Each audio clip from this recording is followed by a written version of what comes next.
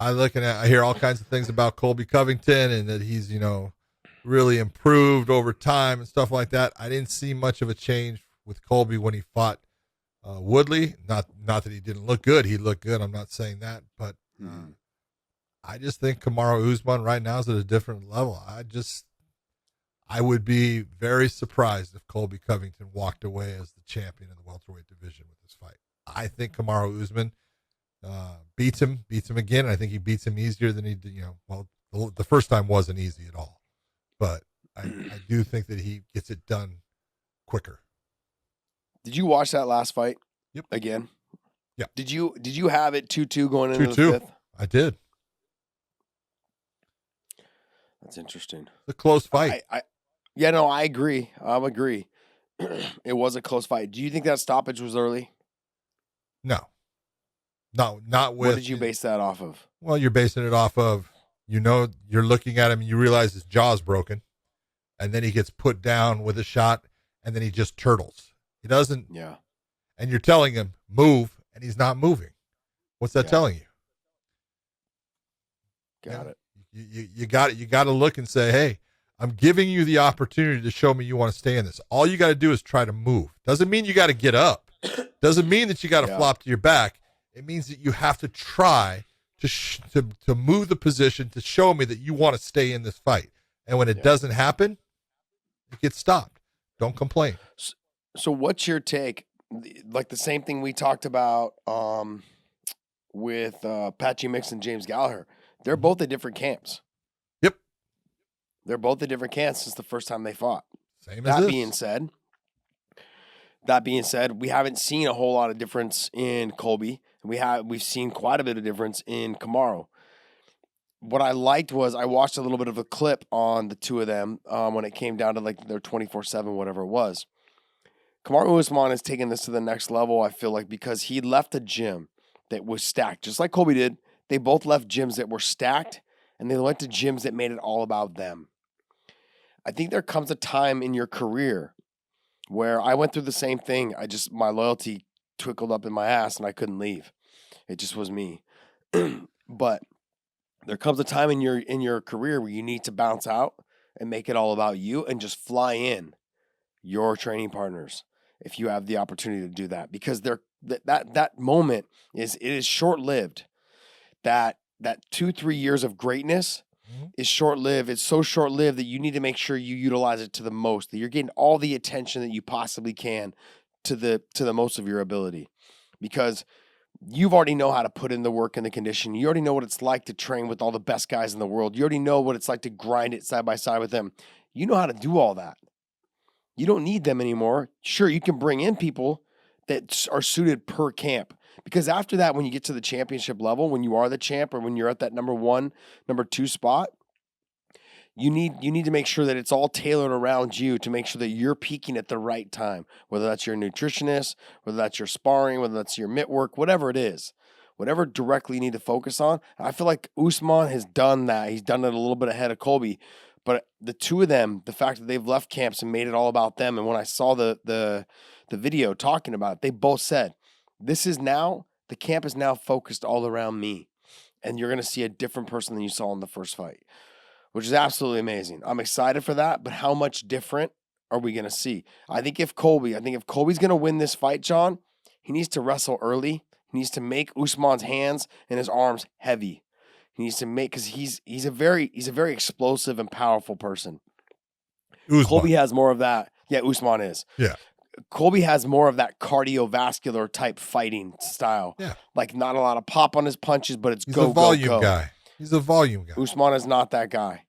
Usman's like straight has punches. Power now. And he knows how to deliver that power now. And that's huge.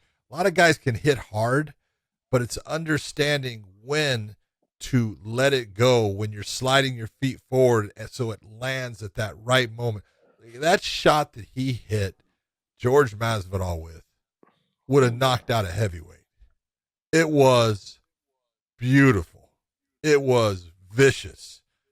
And there's something that has happened. I'm not saying he didn't have great coaching before, because he had Henry Hoof, who really knows how to train guys in the stand-up, but Trevor Whitman has taken a guy in Kamaru Usman and just refined him and letting him know exactly, hey, this is the step you want to make.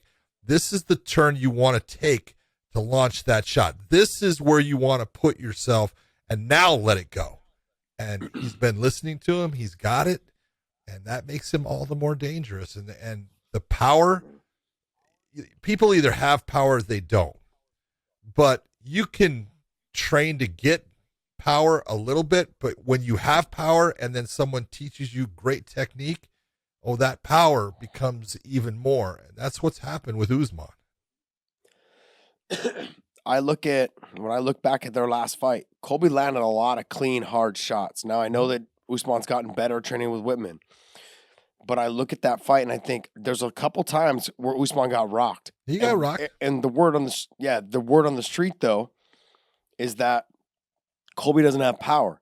So if those shots were rocking him then, and Colby felt like he's gotten better, I think if he wrestles Usman a little bit more in the beginning and slows down Usman, those shots will land a little bit cleaner, a little bit harder, and a little bit more, because you have someone who knows how to put the pace on somebody and then let the hands go, and his striking comes from weird angles. That's the thing with Colby. It's not like when he fought Masvidal. He knew Masvidal was going to throw the proper hook, the straight right, maybe dig the body, like a boxing style type fighter. Colby doesn't fight like that. It's like very awkward. It's hard to train for somebody who doesn't throw combinations that are normal combinations.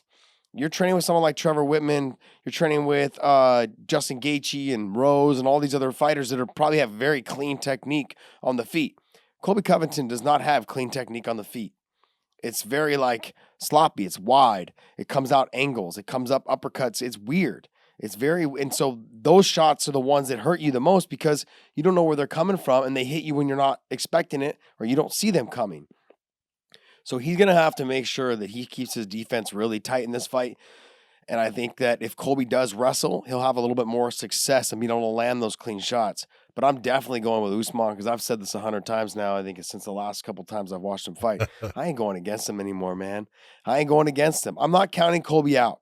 People, I've read some of our comments in the comment sections, and I've said people are like, "Oh, you hate Colby." No, I actually don't. I actually really think he's good for the sport. Just like I thought Nate Diaz and Nick Diaz are good for the sport. People like that are good for the sport. They stir it up. They keep the interest. UFC's and he's lucky a to damn have good someone fighter. like Colby. And he is a good fighter. Yep. And the UFC's lucky to have someone like him because that brings more attention to him. Think about how many times they've had the Trumps come to the fights. That's more recognition. Those type of things. Whether your political views get in the way or not, I don't care. But in terms of marketability, it brings more marketability in the news stations paying attention to that promotion and to him. So it was smart and good on him. People can hate him for whatever he does, but he's a good fighter. So when you're talking about that versus Usman is extremely talented, very tough. I think he's gotten a lot better than Colby since the last time they fought. But it doesn't mean that Colby can't win. I just think if Colby's going to win, he's going to have to wrestle. If he doesn't wrestle again, I think something very similar happens in that fight. See, man, I look at it this way. When I look at Kamaru, I look back on Kamaru's entire career. Show me who got him tired. He's got a gas tank too. He does. Get tired.